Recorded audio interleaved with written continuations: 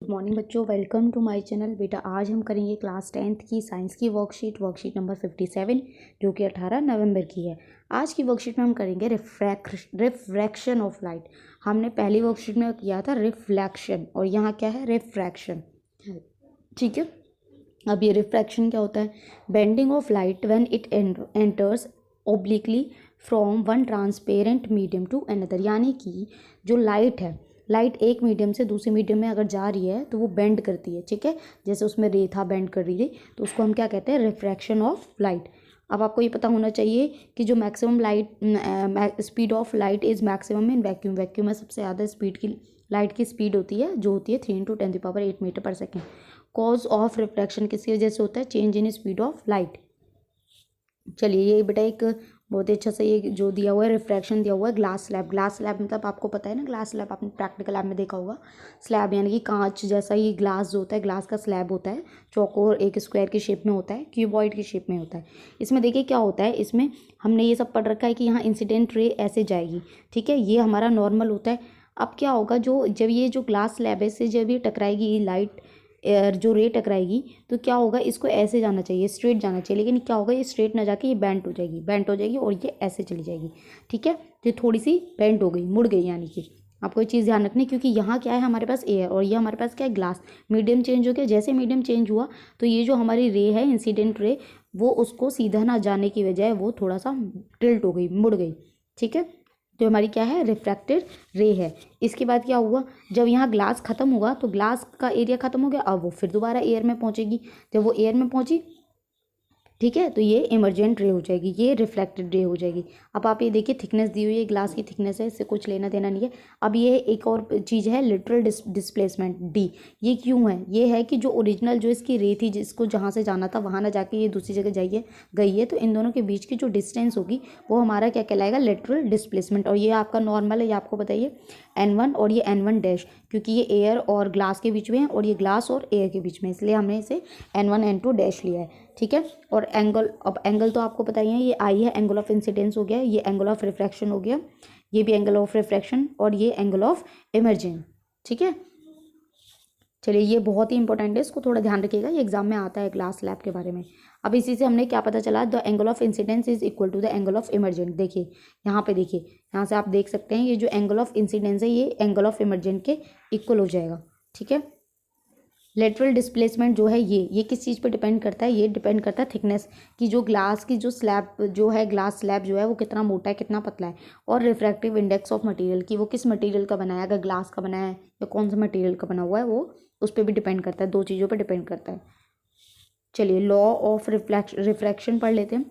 The incident ray, refracted ray and normal ray interface of two transparent media at the point incident all lie in the same plane. इसका मतलब क्या है? Same plane में, ये एक ही plane में, ये देखिए नॉर्मल भी जा रहा है, इंसिडेंट भी जा रहा है और रिफ्रैक्टिव, ये एक ही प्लेन में है।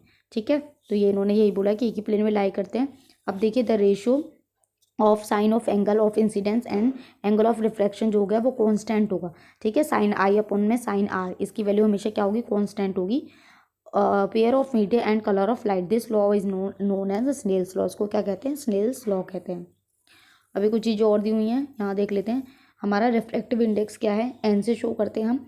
और ये क्या होता है, the ratio of speed of light in A given pair of media. दो मीडिया थे ना, यहाँ पे देखो बेटा, एयर था और ग्लास था। ठीक है, तो speed of light in medium first medium air ले सकते हैं और या ग्लास ले सकते हैं, इज इक्वल टू एन। तो ये हमारा क्या हो जाएगा, रिफ्रैक्टिव इंडेक्स। एब्सोल्यूट, अब एक एब्सोल्यूट भी होता है, तो एब्सोल्यूट किस में होता है?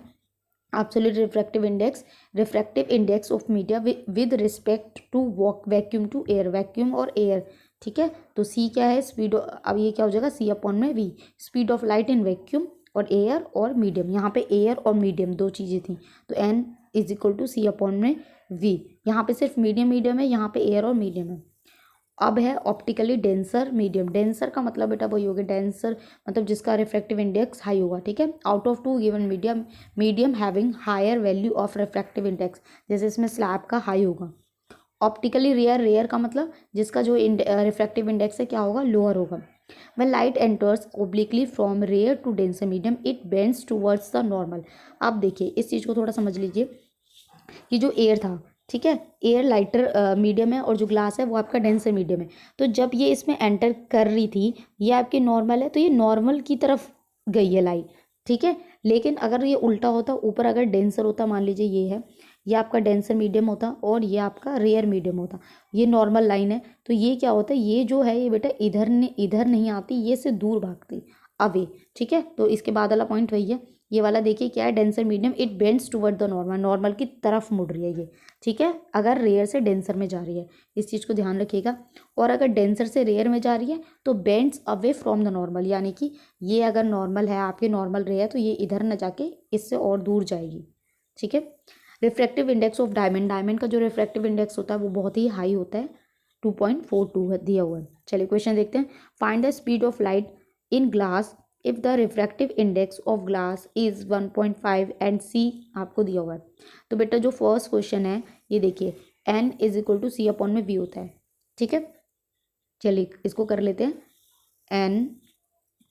n is equal to c upon में v, आप पहले ये फॉर्मूला लिखेंगे, ठीक है। अब आपका n क्या है बेटा, रिफ्रैक्टिव इंडेक्स तो दिया हुआ है ना आपको, 1.5 दिया हुआ है, तो बस कुछ नहीं करना आपको, 1.5 is equal to c upon में v, सॉरी सी आपका, एक सेकेंड, आप लिखेंगे n is equal to c upon में v, आपका n कितना दिया हो 1.5 और c कितना दिया हो 3 इंटू 10⁸ और आपको v निकालना है, तो आप आराम से निकाल देंगे। ये कितना हो जाएगा 1.5 into v is equal to 3 into 10⁸, तो v की वैल्यू निकालनी है, तो ये हो जाएगा 3 इंटू 10⁸ अपॉन में 1.5। तो बेटा इसे आप सॉल्व कर लेना, आपका आंसर निकल जाएगा। 10th क्लास में इतना तो सॉल्व कर ही सकते हो आप लोग, है ना, इजी था ये न्यूमेरिकल। चलिए सेकंड क्वेश्चन क्या है, राइट लॉज ऑफ रिफ्रैक्शन, ठीक है। तो ये लॉज आपको दिए हुए हैं, बहुत ही ईजी, यहाँ से आप लिख लीजिएगा, ये आपका सेकंड का आंसर हो जाएगा, ठीक है। लॉज ऑफ रिफ्रैक्शन दिया हुआ है। थर्ड है draw label diagram of refraction through glass slab, तो आपको ये पूरा बनाना है, थर्ड में आपका ये आंसर आ जाएगा, ठीक है। तो यहाँ आपकी वर्कशीट कंप्लीट होती है, आई होप आपको अच्छे से समझ में आई हो। तो प्लीज़ चैनल को लाइक करें, सब्सक्राइब करें।